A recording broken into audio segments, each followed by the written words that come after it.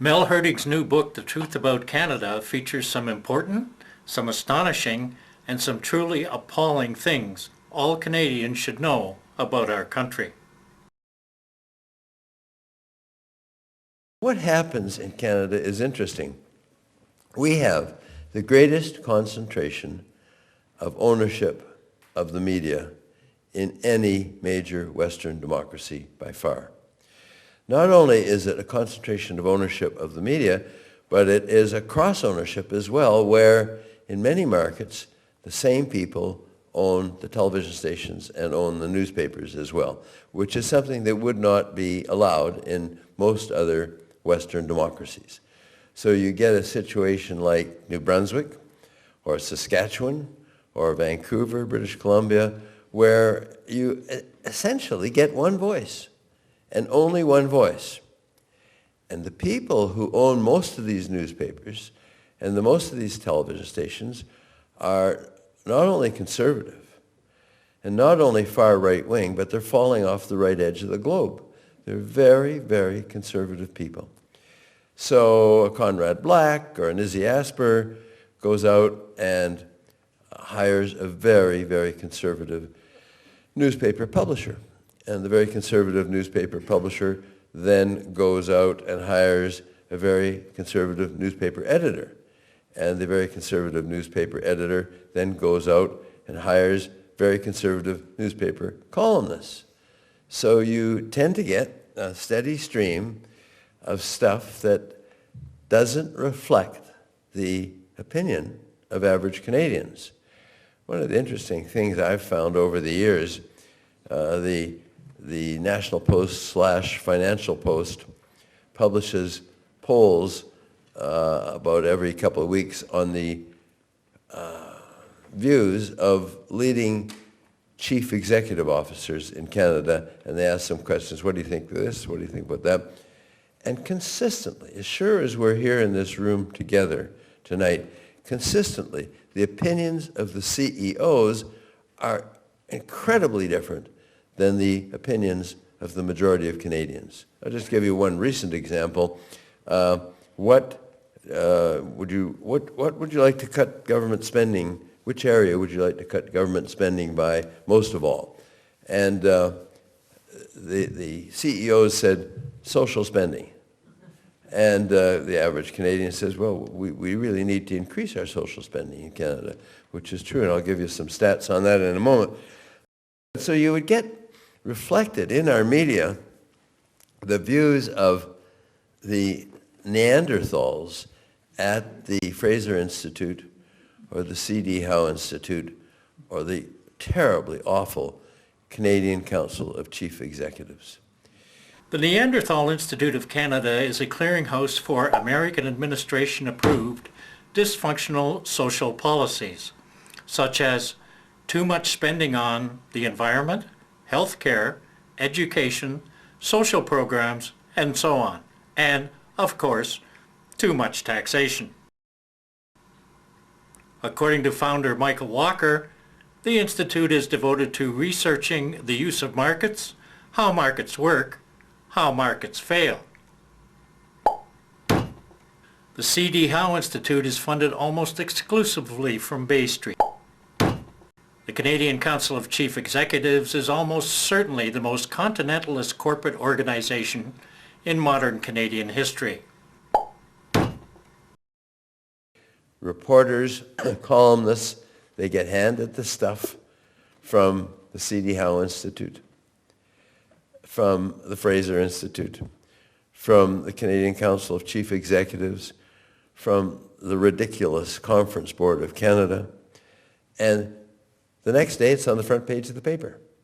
Or if it's not on the front page of the paper, it's on the front page of the business section of the paper. Conversely, if the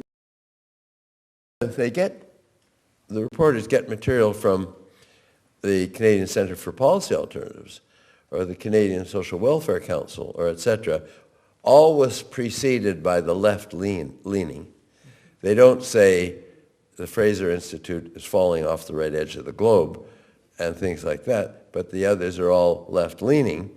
Their stuff is either not published or some of it is published, or a couple paragraphs will appear next to the comic book section of the newspapers. So Canadians are misled almost every day on a daily basis in the stuff that they read. And I put together this book after 3.5 years of research with the view in mind to say, hey, you know, this isn't really what is happening in our country. I want to say a few words about foreign investment. Of all the money that the new agency, Investment Canada, monitors for all this foreign direct investment that's come in since FIRA was abolished, $847 billion to the end of March of this year, crummy 2.4% was for new business investment. Well, I don't know about you, but I don't see how we can be a country and keep selling off our high-tech companies in and around Ottawa or in and around the Fraser Valley or across the country, and our natural resources, excuse me, our oil and gas companies, our manufacturing sector. Our manufacturing sector in Canada is now majority foreign-owned. Our oil and gas sector is now majority foreign-owned. And we've got 36 different sectors of the Canadian economy that are majority foreign-owned and controlled.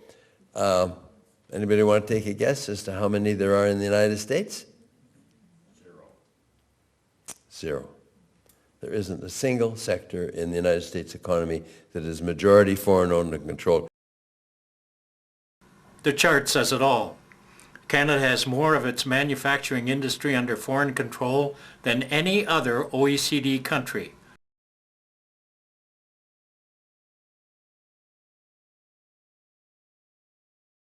In the book, you'll see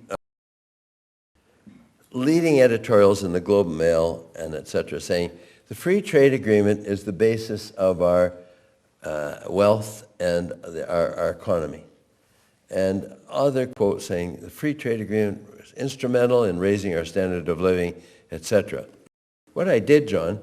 Mel is referring to the Right Honourable John Turner, Prime Minister of Canada in 1984, who, as Leader of the Opposition in 1988, gave a truly inspired, impassioned speech on behalf of our country.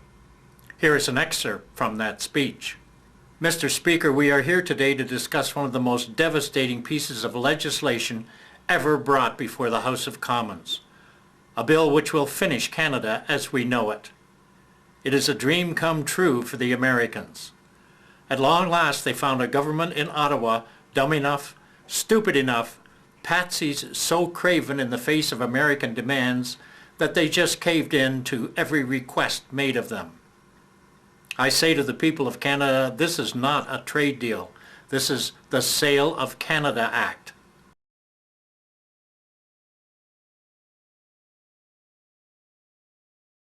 Nobody knows who paid for these meetings. Nobody knows who sponsored them, and they're being held in secret. Well, I sent these details of these meetings out to the press. I sent it out to Global Television and to the CBC Television and to CTV Television. I sent it out to the Globe and Mail. I sent it out to the National Post. I sent it out to the CanWest newspapers.